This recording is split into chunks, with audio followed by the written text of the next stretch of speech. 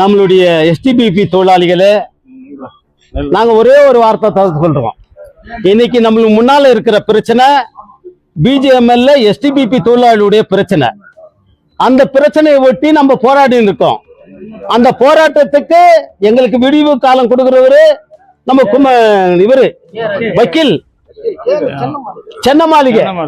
இப்ப வெற்றி பெற்ற நிலைமையில நம்ம சந்தோஷமா இருக்கிறோம். அந்த சந்தோஷமா இருக்கிற நேரத்துல இடைஞ்சல் பண்ணிட்டாங்க, கோர்ட்ல வந்து தடை பண்ணாங்க. இதுக்கு மேற்கொண்டு நம்ம என்ன பண்ணணும்? அதுக்கு அரசியல் மூலமா டெல்லியில தான் இதுக்கு முடிவு வரும்னு டெல்லிக்கு பயணமாயிருக்கோம். 2 முறை போயிருக்கோம். அந்த 2 முறை டெல்லிக்கு போறதுக்கு பயணத்துக்கு காரணம் யாரு? அன்பு பெரும் மதிப்புக்குரிய கே ராஜேந்திரன் பேசுறதுக்கு யாருக்கும் எந்த அதிகாரமும் கிடையாது, அருகதையும் கிடையாது. ஏன்னு சொன்னா இன்னைக்கு எஸ்டிபிபி தொழிலாளியோட 3500 தொழிலாளியுடைய பிரச்சனையில முன்ன நின்று எட்டுன்னு போனாரு. இன்னைக்கு டெல்லிக்கு 2 முறை போனா எங்க தொழிலாளிங்க 25,000 ரூபாய் ஒரு தொழிலாளிங்க செலவு பண்ணி போயிருக்கோம். யார்கிட்டனா 1 ரூபாய் வாங்கி இருப்போமா? எங்களுடைய சொந்த பணத்துல போயிருக்கோம். ரவுண்ட் டேபிள் மூலம் முன்னாள் பிரதமர் தேவேகவுடா, முன்னாள் chief minister Kumaraswamy, MP, secretary, mines minister எல்லாம் ரவுண்ட் டேபிள் மாதிரி எங்களை உட்கார வச்சிட்டாரு. எங்களுடைய பிரச்சனைகளை ஒட்டி பேசணும். பிஜேஎம்எல் பிரச்சனைகளை ஒட்டி பேசணும். உடனே அந்த செக்ரட்டரி மினிஸ்டர் ஆச்சரியப்பட்டான். இவ்வளவு கஷ்டமான தொழில ஏற்கனவே வந்து 1500 தொழிலாளிகள் செத்துருக்காங்க. இன்னும் சில பேர் தான் இருக்காங்க. அந்த தொழிலாளிகள் செத்து போடுவோம் நாங்க இன்னும் 2-3 வருஷத்துல, பணத்தை பார்க்காத செத்துருவோன்றதுக்குனால அந்த செக்ரட்டரி வந்து இமிடியேட்டா உங்க பிரச்சனை சால்வ் பண்றேன்னு சொன்னாரு. அது யாரால? இன்னைக்கு கே ராஜேந்திரன் தான். எல்லா மொழியிலும் பேச தகுதி வாய்ந்தவர் அவரு. அது மட்டுமல்ல, அன்னைக்கு நம்ம இதுல மீட்டிங் வச்சோம் நேரு கல்யாண மண்டபத்துல. ஆயிரக்கணக்கான தொழிலாளிகள், ஆயிரக்கணக்கான தொழிலாளிகள் மனைவிங்க எல்லாரும் வந்தாங்க. நிரம்பி வழிஞ்சிச்சு. அந்த இதுல வந்து எம்பி உக்காந்தாரு. அந்த எம்பிக்கு பிஜிஎம்எல் ஒட்டி கன்னடா மொழியிலும் இங்கிலீஷ் மொழியிலும் விரிவா விளக்குனாரு. அதுக்கு முன்னால தெரியாது அவரு எம்பிக்கு பிஜிஎம்எல் பிரச்சனை என்னன்னு தெரியாது. ஆனா அவரு விளக்கணும் உடனே அவர் உடனே எழுந்து மைக்கில் சொன்னாரு, இந்த பிஜிஎம்எல் பிரச்சனை இவ்வளவு இருக்குதா எனக்கு தெரியாது, இதை ஒட்டி பார்லிமெண்ட்ல பேசி உங்களோட பிரச்சனையை நான் தீர்த்து வைக்கிறேன்னு சொன்னாரு. அது யாரால? கே ராஜேந்திரன் திட்டத்துக்காகவே ஒருத்தர் தயார் பண்ணி அது இட்டுன்னு வந்து வச்சு தெருவு சண்டை மாதிரி பேசிருக்க. அது நல்லதல்ல. எங்களால முடியும், பல பேரை நிக்க வச்சு திட்டம் தெரியும். அது வேண்டாம்.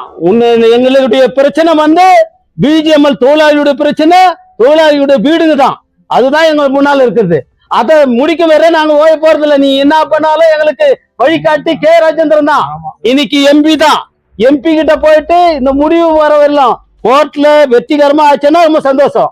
இன்னைக்கு பாலம் எடுத்துக்கிறாரு, அவர் செய்தாலும் சந்தோஷம் தான். இருந்தாலும் இன்னைக்கு நம்மளுடைய மதிப்புக்குரிய லாயர் வழக்கறிஞர் சென்னமாளிகை அவர்கள் விடாமுயற்சி எடுத்து செய்து முடிக்காத நான் போறதில்லைன்னு அவ்வளோ வயதானாலும் திறமையா வாதாடி கொண்டு இருக்கின்றார். அப்பேற்பட்டவரே இன்னைக்கு எல்லா விஷயத்துக்கும் எங்களுக்கு தலைமை தார்ந்த கே ராஜேந்திரன் இது முடிகிற வரலாம் எல்லா தொழிலாளியும் 3500 தொழிலாளியும் அவர் ஏத்துக்கு நிற்கிறாங்க.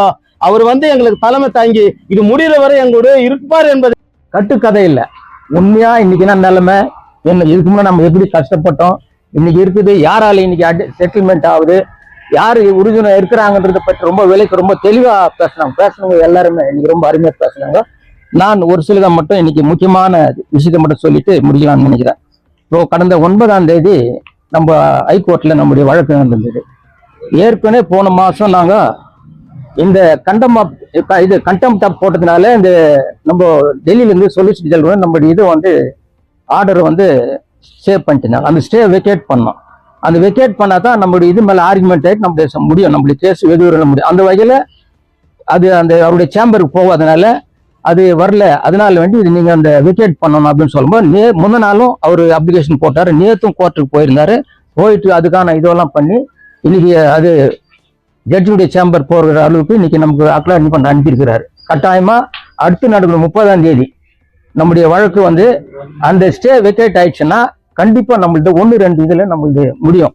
நம்ம ஏன் சொல்றோம்னா இங்க இருக்கிறவங்க, நான் உண்மையிலே சொல்றேன், நம்ம காசுக்காக மற்றதுக்காக நம்ம இல்லை. ஏன்னா நம்ம எல்லாரையும் பார்த்துட்டு இந்த 3000 தொழிலாளிகளுக்கு எல்லாரும் துரோகம் பண்ணக்கூடாதுன்றதுல உண்மையா நிலைமை நான் நின்னுக்கிறோம். நம்ம ஏன்னா இவங்க எல்லாம் பேசினாங்க, ஏற்கனவே வந்து என்ன சொல்றாங்கன்னா அரசியல் விஜயராங்க இட்டுன்னு போயிட்டாரு.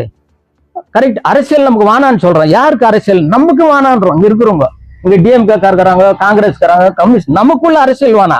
ஆனா அந்த ஊர்ல யார் ரெப்ரசன்டேட்டிவ் அவங்க கிட்ட போகணும். அப்ப அவங்க கிட்ட போனா யாரை பிடிக்கணும்? நீ அந்த கட்சியில இருக்கணும் தான் பிடிக்கணும். அப்ப ஜேடிஎஸ்ல யாரு இருக்காரு இந்த ஊர்ல பிரதிநிதி நம்ம மதிப்பு விட கே ராஜன் தான் நாங்க போனோம்.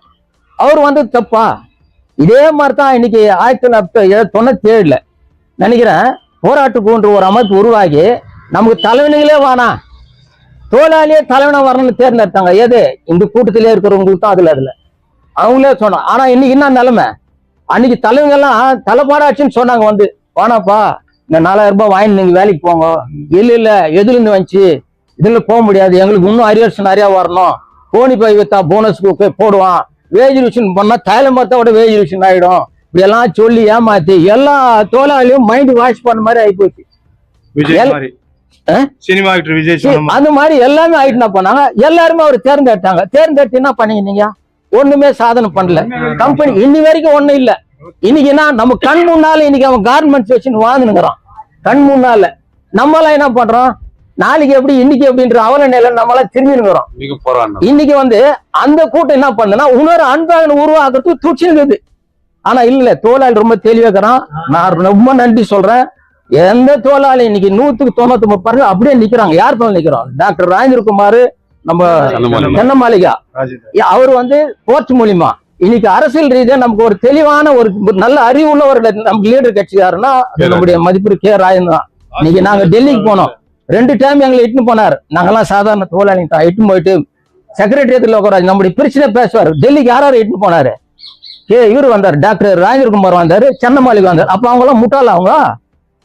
அவரு கூப்பிட்டு வந்தாங்க. அவரு தான் அந்த மீட்டிங்க்கு வந்தார். கே ராஜா எம்பி அவர் வச்சார். அந்த மீட்டிங்க்கு அவங்க வந்தாங்க. அப்ப தொழிலாளிகள் அவங்க பிறகு தானே தரும். அது ஒண்ணு சொல்ற. இன்னொன்னு என்ன பண்ற, உனக்கு ஆர்டிஐ போட தெரியல. உங்களுக்கு கோலாறுல வந்து ரிஜிஸ்ட்ரேஷன் இதுக்காக வேண்டி ஒரு ஆர்டிஐ போட்டுக்கிறீங்க. அதுல என்ன போட்டுக்கிறீங்க?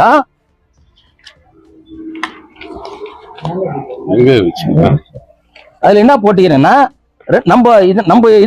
நம்ம சொசைட்டி ரிஜிஸ்ட்ரேஷன் நம்பர் வந்து நம்மளது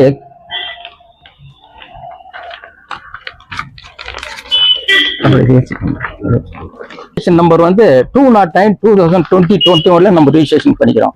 இவங்க ஆர்டிஐல என்ன கேட்டுக்கிறாங்கன்னாக்கா ரிஜிஸ்ட்ரேஷன் நம்பர் 209 போட்டு 2001 கேட்டுக்கிறாங்க.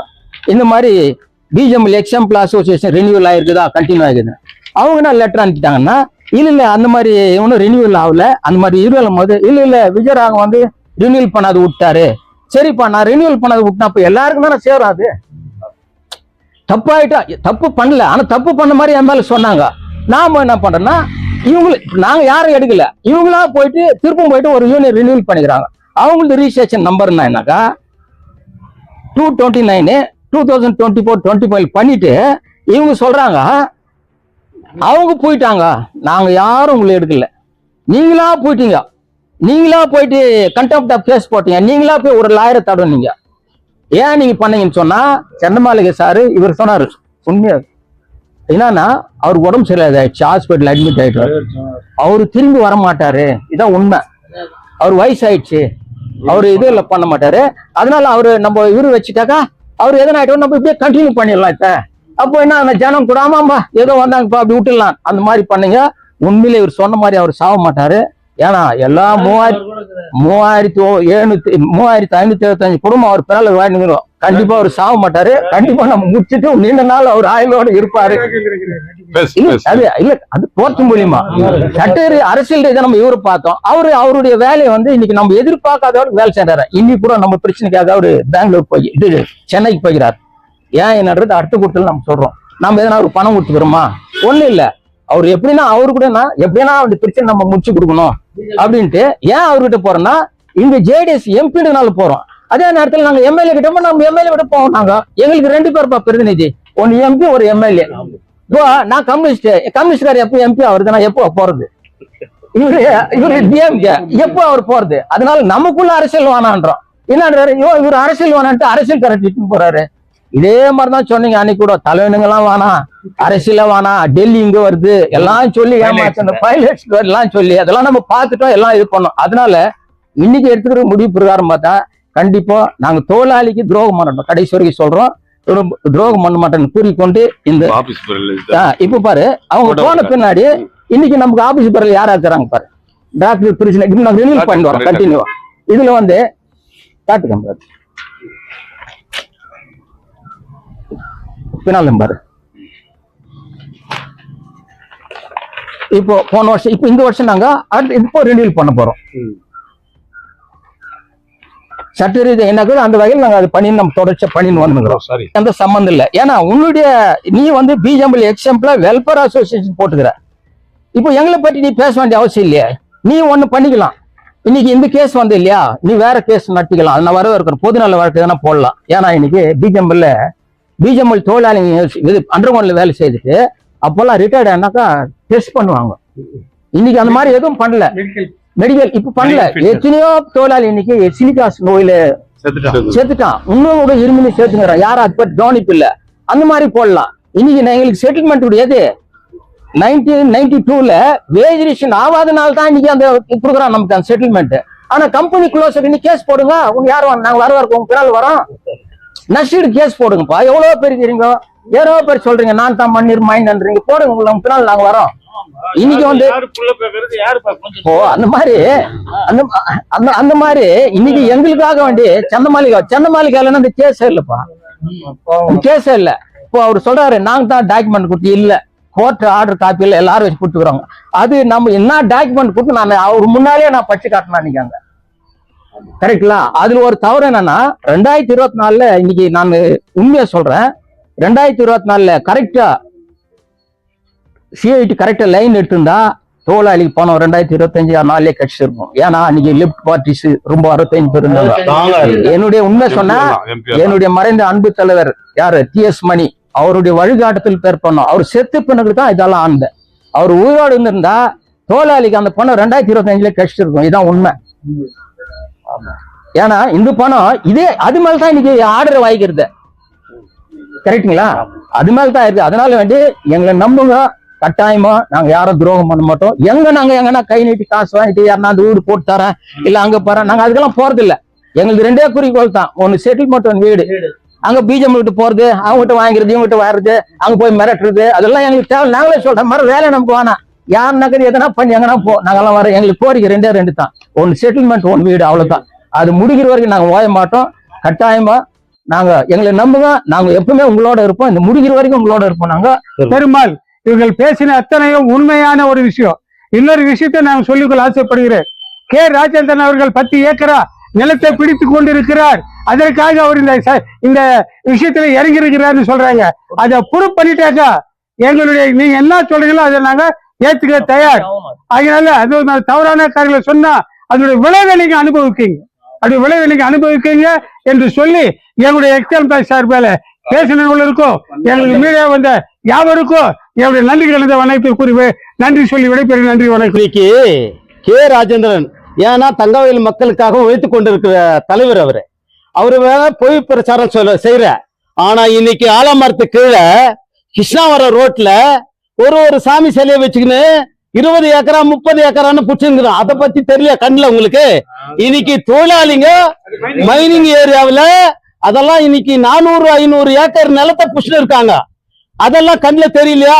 ஆனா இதுக்கெல்லாம் விடிவு காலம் வர்றதுக்காக தொட்டுதான் நாங்க MP நாடு இருக்கோம். இன்னைக்கு கே ராஜேந்திரன் மூலம் அதை எடுத்துன்னு போறோம். ரெவன்யூ லேண்டு அதை ப்ரூவ் பண்ண முடியுமா உங்களால? சும்மா வாயில வர்றதெல்லாம் பேசக்கூடாது தயவு செய்து. அரசியல் வேற, இது வேற. நீ சும்மா அவரு மேல கலங்கு ஊட்டினா அவர் இன்னும் பெரிய ஆள் ஆவாரு, இன்னும் சின்ன ஆள் ஆக போறது இல்ல. ஏன்னு சொன்னா அவருடைய வேலைப்பாடு எங்களுக்கு தெரிஞ்சிச்சு. அந்த வேலைப்பாடே நாங்க பாராட்டினுக்கிறோம். இன்னும் இந்த முடிவு வரலாம் அவர் தான் எங்களுக்கு தலைவர். அரசியல்ல நான் இப்போ திரும்பி சொல்றேன், நான் ஒரு காங்கிரஸ்காரன் தான். ஆனா ஒரு JDS இருந்து ஒரு லீடர் நாங்க சூஸ் பண்ணி MP போயிட்டு எல்லாத்தையும் நாங்க பண்ணுகிற நேரத்துல அந்த கே ராஜேந்திரனுடைய பர்சனல் பத்தி யாருன்னா எதனா பேசினாக்கா யாரும் நாங்க சும்மா இருக்க மாட்டோம், சும்மா விட மாட்டோம். Admission open for lab technician, Golden City College of Paramedical Science, LWF Center, BML Nagar, KGF. Interested students contact the below phone number. Paramedical Diploma in Medical Lab Technology, Health Inspector, Medical Image Technology, Operation Theatre Technology.